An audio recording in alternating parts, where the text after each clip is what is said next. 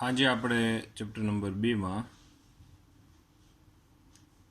સ્વાધ્યાયનો 14મો દાખલો આપણે જોવાના છે, જેમાં સ્વાધ્યાયના 14મા દાખલામાં બે આપણી પાસે વીજભાર છે.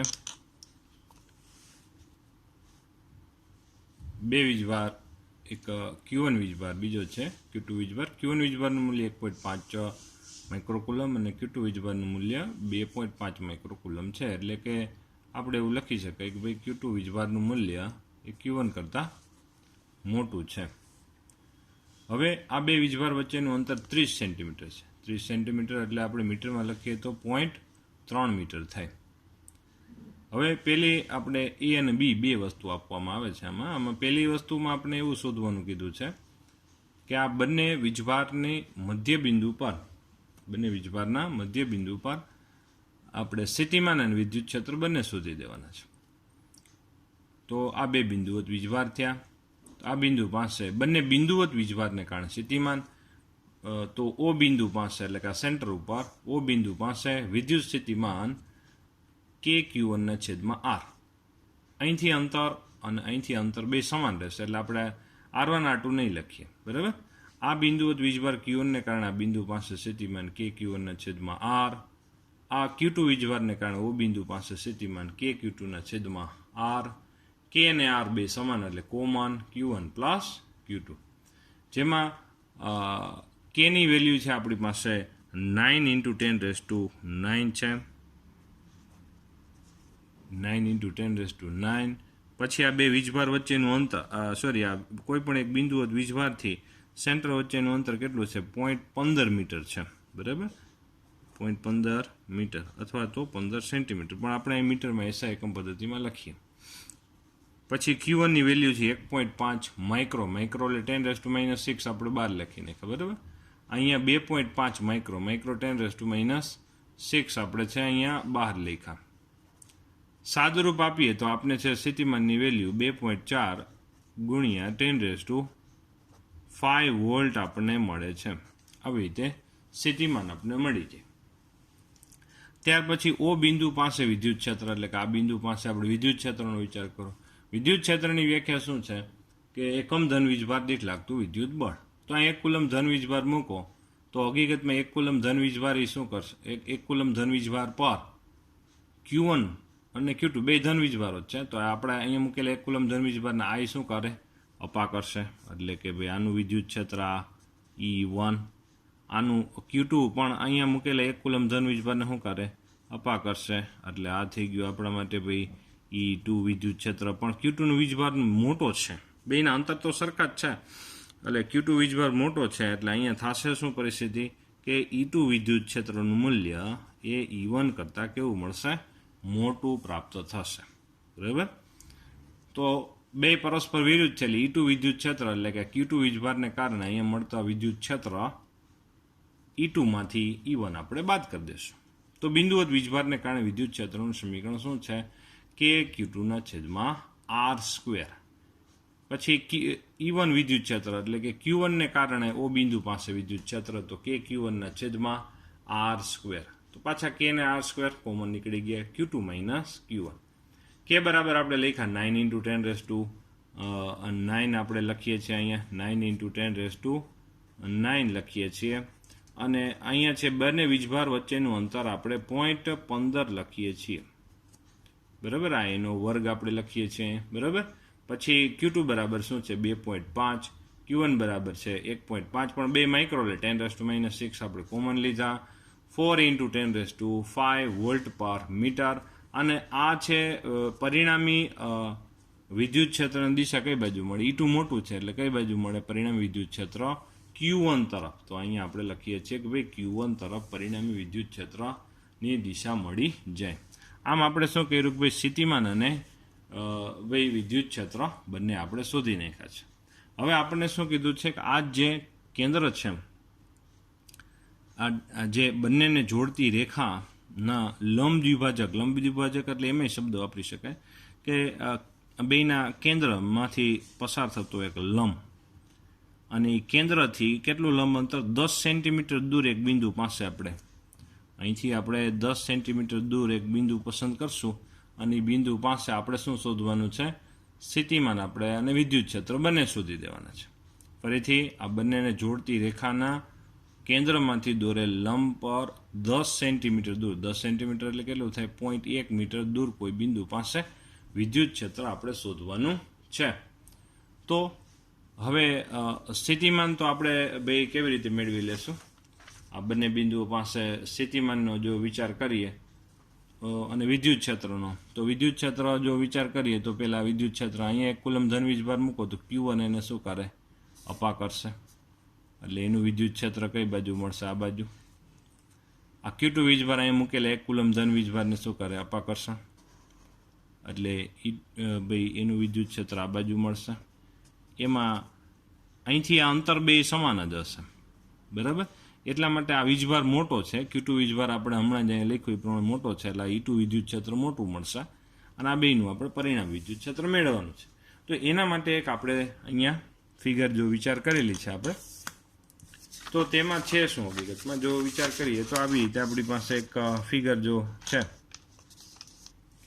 જો હમણાં આપણે દોરતા હતા એ જ છે. Q1 વીજભાર છે, Q2 વીજભાર છે. Q1 છે 1.5 માઇક્રોકુલમ, આ 2.5 માઇક્રોકુલમ છે. Q2 વીજભારનું મૂલ્ય Q1 કરતાં કેવું છે? મોટું છે. અને એટલા જ માટે અહીંયા છે ભાઈ E2 વિદ્યુત ક્ષેત્ર E1 કરતાં કેવું થાય? મોટું પ્રાપ્ત થાય. એટલે જો આ E2 વિદ્યુત ક્ષેત્રનો આપણે સદિશ છે એ મોટું આપણે તીર દર્શાવ્યું છે, અને E1નું આપણે સદિશ કેવું બતાવ્યું છે? નાનું આપણે તીર દર્શાવેલું છે. તો આ વિદ્યુત ક્ષેત્ર. હવે એ બધાના મૂલ્યો આપણે શોધવા માટે જો વિચાર કરીએ તો તેમાં આપણી પાસે ભાઈ જો અહીંયા આપણી પાસે છે ડેટા કે ભાઈ જો અહીંથી આપણે આ અંતર જો વિચાર કરીએ તો પહેલાં આપણે જો આ સ્થિતિમાનનો વિચાર કરીએ P બિંદુ પાસે. ફરીથી આ બંને વીજભારને જોડતી રેખાના કેન્દ્રમાંથી દોરેલો લંબ, એટલે કે આ લંબ કેટલો દૂર? આપણે 10 સેન્ટીમીટર એટલે કે 0.1 મીટર દૂર કોઈ P બિંદુ પાસે આપણે શું શોધવું છે? વિદ્યુત સ્થિતિમાન અને વિદ્યુત ક્ષેત્ર. તો વિદ્યુત સ્થિતિમાન માટે જો પહેલાં વિચાર કરીએ તો અહીંથી આ A થી P, આ P બિંદુ છે, અને B થી P બે અંતર કેવા થશે? સમાન. એ શોધવું હોય તો શું કરવાનું થશે? આપણે અંડર રૂટમાં પાયથાગોરસ લાગુ પાડી દો. આ 0.15 મીટર છે જ, બરાબર? કારણ કે આ બે વચ્ચેનું અંતર 30 સેન્ટીમીટર એટલે 0.3 મીટર. તો આ કેટલું થાય? 0.15. આ પણ 0.15, બરાબર? તો પાયથાગોરસ લગાડી દો એટલે આપણે કર્ણની વેલ્યુ મળી જાય. અંડર રૂટમાં 0.15 નો વર્ગ, 0.15 નો વર્ગ વત્તા 0.1 નો વર્ગ, સાદુરૂપ આપી દઈએ એટલે 0.18 મળી જાય. એટલે અહીંથી આ અંતર આપણે કેટલું મળી ગયું? આ 0.18 આપને મળી ગયું. ચાલો, આ પણ અંતર આપને 0.18 આપને મળી ગયું. ચાલો, મીટરમાં મળી ગયું, બરાબર? હવે સ્થિતિમાન માટે વિચાર કરીએ તો આ બિંદુવત વીજભાર Q1 ને કારણે P બિંદુ પાસે સ્થિતિમાન KQ1 ના છેદમાં R અને KQ2 ના છેદમાં R, એમાં K ના છેદમાં R કોમન નીકળી ગયા કારણ કે અહીંથી આ બે અંતર બે વીજભારથી સમાન છે, Q1 પ્લસ Q2. તો અહીંયા K બરાબર શું છે? 9 × 10⁹ છે. પાછું એની જ વસ્તુ છે, જોવું જોઈએ. ખાલી અંતર અહીંયા શું આવશે? 0.18 આવશે. 0.18 અહીંયા છે 1.5 માઇક્રો 10⁻⁻6 આપણે આમાં કોમન બેયના બતાવી દીધા. અહીંયા છે 2.5 માઇક્રો. સાદુરૂપ આપો એટલે તમને 2.5 વોલ્ટ તમને સ્થિતિમાન મળી જશે. હવે આ બે બિંદુવત વીજભારને કારણે વિદ્યુત ક્ષેત્રનો વિચાર કરી લે. P1 પાસે P બિંદુ પાસે Q1 ને કારણે વિદ્યુત ક્ષેત્ર, તો KQ1 ના છેદમાં AP નો સ્ક્વેર. AP એટલે A થી P વચ્ચેનું અંતર, બરાબર? તો K બરાબર 9 × 10⁻⁹, Q1 બરાબર 1.5 × 10⁻⁻6 કારણ કે 1.5 માઇક્રોકુલમ Q1, અને AP એટલે આપણા માટે 0.18 અને એનો વર્ગ. સાદુરૂપ આપો એટલે 0.42 આપને અહીંયા મળશે × 10⁻⁶. આ 0.42 છે, બરાબર? અને દિશા કઈ બાજુ મળશે? A થી P ની દિશામાં. A થી P અહીંયા આપણે લખેલું છે AP ની દિશા આપણને પ્રાપ્ત થશે. AP ની દિશા એટલે કે A થી P એટલે કે આ બાજુ, બરાબર? એવી જ રીતે આપણે E2 એટલે Q2 વીજભારને કારણે વિદ્યુત ક્ષેત્ર E2 KQ2 ના છેદમાં BP નો સ્ક્વેર. આ B છે, આ P છે. B થી P વચ્ચેનું અંતર 0.18 જે આપણે અહીંયા લખ્યું. K બરાબર 9 × 10⁻⁹, અને અહીંયા આવશે આ 2.5 માઇક્રોકુલમ. 2.5 માઇક્રો 10⁻⁻6. તો અહીંયા આવશે 0.69 ઇન્ટુ 10⁶ વોલ્ટ પર મીટર. આની દિશા આવશે બી થી પીની દિશામાં, એટલે કે આ બાજુ જે આપણે અહીંયા દર્શાવ્યું છે, જે આપણે અહીંયા વિચાર કરી શકાય. આપણે આ મોટું દર્શાવીએ E2 જો, અને આ છે E1. રેડી? E2નું મૂલ્ય મોટું મળ્યું છે, જે આ 0.69 છે, આ 0.42 છે. 10⁶ તો બેમાં છે જ. આમ E2નું મૂલ્ય કેવું મળ્યું છે? મોટું મળ્યું છે આપણે. હવે આપણે આ બેનું E2 અને E1ના બેના મૂલ્ય મળી ગયા, 0.42 અને 0.69 ઇન્ટુ 10⁶ બે મળી ગયા છે. બરાબર? હવે એનું પરિણામી આપણે શોધવા માટે આપણી પાસે એક સમીકરણ છે, યાદ હોય તો, કે આ બેનું પરિણામ લેવું હોય.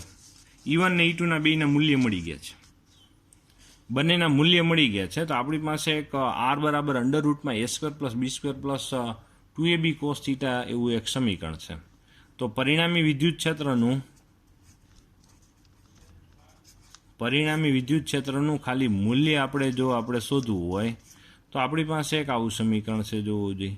E બરાબર પરિણામી વિદ્યુત ક્ષેત્રનું મૂલ્ય બરાબર √E1² plus E2² plus 2E1 E2 cos θ. તો E1 ને E2ના મૂલ્યો તો હમણાં મળી ગયા. Q1 ને Q2 વીજભારને કારણે મળતું પરિણામી વિદ્યુત ક્ષેત્રનું મૂલ્ય તો મળી ગયું. આપણે શું શોધવાનું થયું અત્યારે? થીટા આપણે શોધવાના થયા. તો અહીંયા થીટા એટલે આપણા માટે છે E1 અને E2 વચ્ચે બનતો ખૂણો, આ થીટા. તો એ થીટા શોધવા માટે આપણે જો આ થીટા ચોકડી થઈ જાય, જો આમ કરો ને એટલે ચોકડી થાય, એટલે આ થીટા થઈ જાય. આ બે સમાન જ છે, એટલે અહીંયા હકીકતમાં શું આવી જાય? θ/2 આવી જાય. સેમ અહીંયા પણ શું આવી જાય? θ/2 આવી જાય. આ બે θ/2 એટલે આના જેવું થયું. આમ જો સાઈડમાં આપણે થોડુંક બતાવીએ, આ થીટા છે, તો અહીંયા બે અડધા અડધા વિચાર કરી લીધા, આ θ/2 અને આ θ/2. અત્યારે જો ટેમ્પરરી θ/2 આપણને મળી જાય તો પછી ડબલ કરી દઈએ એટલે આ થીટા મળી જશે. બરાબર? તો એના માટે આપણે શું કરીએ છીએ? આપણે અહીંયા ધારો કે tan લાગુ પાડી દઈએ, tan θ/2. જો આ tan θ/2 આ કાટકોણ ત્રિકોણ માટે લાગુ પાડવો જોઈએ. તો સામેની બાજુ એટલે આ બાજુની લંબાઈ કેટલી છે? 0.15 મીટર છે, એટલે આ થયું 0.15. ચાલો, અને પાસેની બાજુ એટલે 0.1, એટલે આ થયું આપણા માટે આમ જુઓ તો 0.15 અને 0.1. એટલે અહીંયા છે આપણે એનું સાદુરૂપ આપશું, એટલે આ અહીંયા છે આપણે 1.5 જેવું મળી જશે. તો 1.5 આપણે જે મળે એને નેચરલ ટેનમાં જોવા જવાનું. નેચરલ ટેનમાં આપણે જો જોવા જઈએ 1.5ની, તો આપણને છે મળે છે 56 અને θ/2. નેચરલ ટેનમાં 1.5 આપણે જો જોવા જઈએ તો આપણને છે મળે છે 56 આપણને મળે છે. 56 અને ઉપર આપણને છે કેટલા મળે છે? 3 મિનિટ પ્રાપ્ત થાય. 56.3 આપણને પ્રાપ્ત થાય.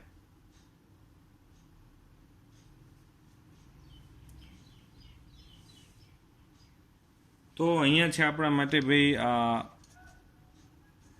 56 અને 0.3 છે, એટલે 0.3 એટલે કે 18 મિનિટ. આને આપણે છે બીજી રીતે લખવું હોય તો આમે લખી શકાય આપણે કે ભાઈ આને આપણે છે ભાઈ ધારો કે લખવું હોય બીજી રીતે તો આપણે 18 અને આ થીટા બરાબર અને ડબલ કરી નાખો તો શું આવશે? ડબલ કરી નાખવામાં આવે તો 56નું આપણે ડબલ કરીએ એટલે આપણને છે ભાઈ 112 મળી જાય. 112 અને 18 મિનિટની 36 મિનિટ થાય. તો ફાઇનલી થીટા બરાબર આપણે શું મળી ગયા છે જોવું જોઈએ. અત્યારે આપણે થીટા બરાબર 112 અને 36 મિનિટ, અથવા આને આપણે આમે લખાય 112.6 લખીએ ગਏ. શું કામે? કારણ કે 60 મિનિટ બરાબર 1 અંશ થાય તો 36 મિનિટમાં 0.6 થાય. આ અંશમાં લખાય 112 અને આ મિનિટમાં. બરાબર? 112 અને 36 મિનિટ આવી રીતે આપણે વિચાર કરીએ છીએ. બરાબર? તો તેમાં હવે જો આપણે વિચાર કરીએ તો આપણી પાસે બધા ડેટા છે, જો E1 છે, પણ હવે જો ખાસ વાત એ વિચાર કરીએ કે કોસ થીટા, કોસ 112.6 એટલે થયું શું હકીકતમાં? કોસની વેલ્યુ હકીકતમાં છે 90 કરતાં કેવી થઈ? મોટી થઈ 90 કરતાં મોટી એટલે બીજા ચરણમાં ગયું. બીજા ચરણમાં કોસની વેલ્યુ કેવી મળે તમને? બીજા ચરણમાં કોસની વેલ્યુ માઇનસ પ્રાપ્ત થાય. તો એક ત્રિકોણમિતિનું એક સમીકરણ જ ઉપયોગ કરી લેશું કે ભાઈ આપણી પાસે ત્રિકોણમિતિનું સમીકરણ છે કોસ 90 પ્લસ થીટા બરાબર આપણી પાસે છે માઇનસ સાઇન થીટા. તો અહીંયા હકીકતમાં છે 90 કરતાં વધુ ખૂણો કેટલો થયો? આ હકીકતમાં 90 કરતાં વધુ ખૂણો કેટલો થયો? આ 22 અંશ અને 36 મિનિટ થઈ બરાબર. તો આની જગ્યાએ આપણે શું લખીશું જોજો બરાબર. E1 square plus E2 square plus 2E1 E2 પછી આની જગ્યાએ લખશું માઇનસ, એટલે માઇનસ આગળ આવી જશે એમ તો, માઇનસ સાઇન 22 અંશ અને 36 મિનિટ અંડર રૂટમાં આવી રીતે લખીશું. આ લખ્યું આપણે 22 અંશ અને 36 મિનિટ લખ્યું છે. ખાસ આપણે ધ્યાન આપવા જેવી વાત છે. 22 અંશ અને 36 મિનિટ. જો આપણે ફરીથી 11મા ધોરણમાં આપણે આ ભણતા જ આપણે કોસ 90 પ્લસ થીટા બરાબર માઇનસ સાઇન થીટાનો ઉપયોગ કર્યો. આમાં થીટા એટલે 22 અંશ અને 36 મિનિટ. 90 વત્તા 22 અંશ 36 મિનિટ એટલે 112 અંશ અને 36 મિનિટ થાય બરાબર. આવી રીતે તો અહીંયા છે આપણે હવે આ 22 અંશ અને 36 મિનિટમાં જોઈ લઈએ. તો E1ની વેલ્યુ આપણા માટે, E1 અને E2 બધા આપણા માટે હકીકતમાં 10⁶માં છે જ આપણી પાસે. પોઈન્ટ E1ની વેલ્યુ કેટલી છે? 0.42 છે આપણી પાસે. જોવો જોઈએ 0.42 × 10⁶. પછી E2 બરાબર આપણી પાસે કેટલા છે? 0.69 × 10⁶. અને આ બેનો અહીંયા શું છે? વર્ગ છે. જોવો જોઈએ. પછી E1 બરાબર 0.42 × 10⁶. 2E1 E2 છે અહીંયા 2. પછી અહીંયા 0.69 × 10⁶. આ માઇનસ આખું પદ થઈ જશે, સોરી, કારણ કે આ માઇનસ આગળ લખી નાખશું. સાઇન 22 અંશ અને 36 મિનિટ. જો આપણે નેચરલ સાઇનમાં તમારે ખાસ જોવાનું, 22 અંશ ડાબી બાજુ અને 36 મિનિટ ઉપરથી બે જ્યાં ભેગા થાય ત્યાં આપણને છે આવી રીતે. જો આપણે ફરીથી જો રિવિઝન કરવું હોય તો એ આપણે કરાવી દઈએ. 22 અંશ અને 36 મિનિટ જો ધારો કે આવી રીતે છે 22 અંશ આપણે ધારો કે આ થઈ ગયું. જોવો જોઈએ 22 અંશ છે ને 36 મિનિટ અહીંયા છે. જુઓ તો 22 અંશ અને 36 મિનિટ અહીંયા ભેગા થાય તો આ થઈ ગયું. જોવો જોઈએ. તો જ્યાં આપણને છે વેલ્યુ મળે છે 3843 એટલે 0.3843 આપણે વિચાર કરવાનો થાય. તો અહીંયા છે ગુણ્યા 0.3843. આ બધું શેમાં થયું? વર્ગમૂળમાં. તો ફાઇનલી આ બધાય તો આપણે પ્લસ મળી જશે. જોવો જોઈએ. એટલે એ શું મળ્યું? 0.625 × 10⁻12 અને વર્ગ થાય એટલે 10⁻12 થઈ જશે. અને અહીંયા 10⁻6 એટલે 10⁻6 એટલે પાછું 10⁻12 થઈ જશે. એટલે માઇનસ વાળાનું સાદુરૂપ આપીએ ને તો એમાંય આપણને શું મળશે? 0.22 × 10⁻12 મળશે. 10⁻12 વર્ગમૂળમાંથી કોમન લઈને બહાર લઈ લ્યો એટલે 10⁻6 થઈ જાય. એટલે ફાઇનલી આપણને અહીંયા જવાબ મળશે 0.65 × 10⁻, આનું પછી વર્ગમૂળી કાઢવું પડશે. 0.65 × 10⁻6 મળી જશે. પરિણામ વિદ્યુત ક્ષેત્રનું મૂલ્ય વોલ્ટ પર મીટર. આ થઈ ગયું પરિણામ વિદ્યુત ક્ષેત્રનું મૂલ્ય થયું. તો જો ફાઇનલી આપણા માટે વિચાર કરવા જેવી બાબત શું હતી? આ E1 છે, E2ના મૂલ્યો તો આપણે મેળવી નાખ્યા. પછી આ થીટાની બાબત આપણા માટે થોડી રિવિઝન કરવા જેવી બાબત હતી કે એમાં થીટા બાય અહીંયા θ/2 આપણે શોધી લીધા અને ડબલ કરી નાખ્યા. θ/2 એટલે tan θ/2 લીધા એટલે સામેની બાજુ 0.15 અને પાસેની બાજુ 0.1 એટલે 1.5 થયા. આ 1. નેચરલ ટેનમાં 1.5 જોવા જઈએ એટલે 56 અંશ અને 18 મિનિટ મળે અને ડબલ એટલે 112 અંશ અને 36 મિનિટ, જેને આપણે 112.6 અંશે બતાવી શકાય. કોસ 90 પ્લસ થીટાનો આપણે ઉપયોગ કર્યો માઇનસ સાઇન થીટા, કારણ કે નેચરલ કોસ ના હોય, બરાબર, સાઇન જ હોય. એટલે સાઇન ને ટેન બેના ટેબલ હોય આપણે, બરાબર. તો અહીંયા આવશે આ માઇનસ સાઇન 22 અંશ અને 36 મિનિટ લખ્યા અને એનું આપણે સાદુરૂપ આપીએ છીએ. તો ત્યાર પછી આપણી પાસે ભાઈ હવે આની દિશા પણ આપણે શોધવાની છે. તો તો એના માટે આપણે જો વિચાર કરીએ તો આપણી પાસે બીજું એક સમીકરણ છે, તમને ખબર હોય તો, કે ભાઈ ટેન આલ્ફા, આ પરિણામી વિદ્યુત ક્ષેત્ર ધારો કે આ બાજુ મળશે, જોવો જોઈએ આ પરિણામી વિદ્યુત ક્ષેત્ર એ છે. તમને ખ્યાલ હોય તો પરિણામી વિદ્યુત ક્ષેત્રનો E1 સાથે બનતો ખૂણો એક આલ્ફા એ વિચાર કરી શકાય. અને આલ્ફા માટે ટેન આલ્ફા લ્યો તો એટલે સામેની બાજુ શું મળશે આપણા માટે? ટેન આલ્ફા લ્યો એટલે આપણા માટે છે ભાઈ ten alpha is equal two, આપણી પાસે એક આવું સમીકરણ છે E2 સાઇન થીટા ના છેદમાં E1 plus E2 cos theta. સમીકરણ કંઈક આવું છે, tan alpha is equal to b sine થીટાના છેદમાં a plus b cos theta, આવું સમીકરણ છે. એમાં બી એટલે બીજા સદિશ તરીકે અહીં E2 છે. બરાબર, આપણી પાસે બધા ડેટા છે જ અત્યારે. E2 છે, જો E2નું મૂલ્ય પણ તમે હવે જોવાની વાત એ થાય કે આપણી પાસે સાઇન થીટા છે અને એ થીટાનું મૂલ્ય અત્યારે છે કેટલું છે? 112.36 તો એ 90 કરતાં મોટું છે. તો 90 કરતાં મોટું હોય તો સાઇનની વેલ્યુ 90 કરતાં મોટી હોય તો એ કેમાં મળે આપણને? સાઇનની વેલ્યુ 90 કરતાં મોટી હોય તો એ આપણને છે બીજા ચરણમાં, જે પ્લસ મળે. બરાબર, તો એ પ્લસ મળે તો એનો મતલબ એવો થયો કે ભાઈ સાઇન, આપણે વિચાર કરીએ તો સાઇન 90 પ્લસ થીટા બરાબર આપણી પાસે એક ત્રિકોણમિતિનું સમીકરણ છે cos theta. Sine 90 plus theta is equal to છે આપણી પાસે cos theta. Sine 90 plus theta is equal to cos theta. બરાબર, તો અહીંયા છે આપણે ભાઈ આ થીટા એટલે આપણા માટે શું છે? 22°36. હવે જો આપણે અહીંયા જો લખીએ કોસ 22°36, પણ કોસની વેલ્યુ હોય નહીં, એટલે આની જગ્યાએ આપણે છે લખીએ છીએ ભાઈ જો આવી જ રીતે ભાઈ આ E2 કોસ 22°36, આ E1, આ E2, અને અહીંયા થીટા બરાબર કોસ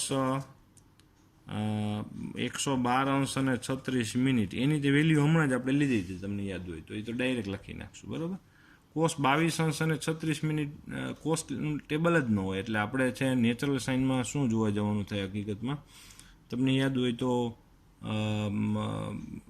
સાઇન થીટા બરાબર એટલે કોસ થીટા બરાબર આપણે છે સાઇન 90 માઇનસ થીટા લખીએ ગਏ, એટલે કોસ 222°36ની જગ્યાએ આપણે છે 90માંથી આ 22°36 બાદ કરો તો તમને મળે 67°24. એટલે આની જગ્યાએ આપણે છે સાઇનવાળું પદ લખી શકાય, જોવો જોઈએ આવી રીતે E2 સાઇન 67°24 આમ લખીએ ગયા. આ E1 પ્લસ E2 અને કોસ આપણી પાસે છે 112°36. બધા એની વેલ્યુ લખીએ તો E2 બરાબર આપણી પાસે શું છે ભાઈ? જોવો જોઈએ E2 બરાબર આપણી પાસે છે 0.69 × 10⁶ છે. સાઇન 67°24 તમે જુઓ, હમણાં મેં તમને બતાવ્યું હતું એ મુજબ જ જોઈ લ્યો તો 0.9239 તમને મળે. અને E1 બરાબર 0.42 × 10⁶, E2 બરાબર 0.69 × 10⁶. અને હમણાં તમને ખબર છે રિસન્ટ આપણે છે આ કોસ 112°36ની વેલ્યુ માઇનસ, તમને યાદ હોય તો આપણે માઇનસ શું લીધી હતી? માઇનસ 0.3843 લીધી હતી, એટલે અહીંયા આવી જાય માઇનસ, અને આ થઈ જાય 0.3843. ફાઇનલી હવે આમાં થયું શું હકીકતમાં? જો હજી વિચાર કરીએ તો ફાઇનલી આપણી પાસે ભાઈ જો આપણે વિચાર કરીએ તો આને આ સ્ટેપ આપણે જો ફરીથી લખીએ, જોવું જોઈએ તો અહીંયા છે આપણે ten alpha is equal two આ જે પદ શું થયું કે હકીકતમાં તમે જુઓ તો આ બધાનું સાદુરૂપ આપણે વિચાર કરીએ તો તમને મળશે 0.6375 મળશે. બરાબર, અને નીચેવાળાનું સાદુરૂપ તમને શું મળશે? આ બધામાં 10⁶ તો બધામાં કોમન નીકળીને ઉડી જ જશે. બરાબર, એટલે આ થયું આપણા માટે 0.42 માઇનસ 0.26, અહીંયા આવશે 4.1 આવશે ટેન આલ્ફા બરાબર. અને નેચરલ ટેનમાં ફરીથી આપણે જોઈએ તો આલ્ફા બરાબર 76.3 અંશ એટલે કે આપણે આમે લખીએ કે ભાઈ 76 અંશ અને 18 મિનિટ આવી રીતે લખીએ એટલે કે અહીંયા પરિણામી વિદ્યુત ક્ષેત્ર એ E1 સાથે 76 અંશ અને 18 મિનિટ જેટલો પણ ખૂણો બનાવે છે. પહેલાં આપણે જો આખી જો સ્ટોરી વિચાર કરીએ તો આપણે કર્યું શું હકીકતમાં, પહેલાં આપણે શું કર્યું કે ભાઈ આ પી બિંદુ પાસે E1 અને E2 વિદ્યુત ક્ષેત્રના આપણે અહીંયા શું મેળવા, મૂલ્ય મેળવા. પછી આપણે જો શું કર્યું કે ભાઈ આ સમીકરણનો ઉપયોગ કરી અને પરિણામી વિદ્યુત ક્ષેત્રનું મૂલ્ય મેળવ્યું આપણે, બરાબર. જેમાં તમને ખબર હોય તો cos 112 અંશ અને 36 મિનિટની વેલ્યુ આપણે કેટલી અહીંયા લીધી હતી, 0.3843, જેનો હમણાં આપણે ઉપયોગ કર્યો હતો, બરાબર. આ થઈ ગયા. અને પછી આપણે શું કર્યું, પરિણામી વિદ્યુત ક્ષેત્રની દિશા આપણે શોધવા માટે tan alpha = આપણે વિચાર કર્યો. તો અહીંયા સુધી આપણે ચર્ચા રાખીએ છીએ. આપણે એક જ અત્યારે સ્વાધ્યાયનો દાખલો આપણે જોયો છે, જે સ્વાધ્યાયનો છે 14મો દાખલો છે.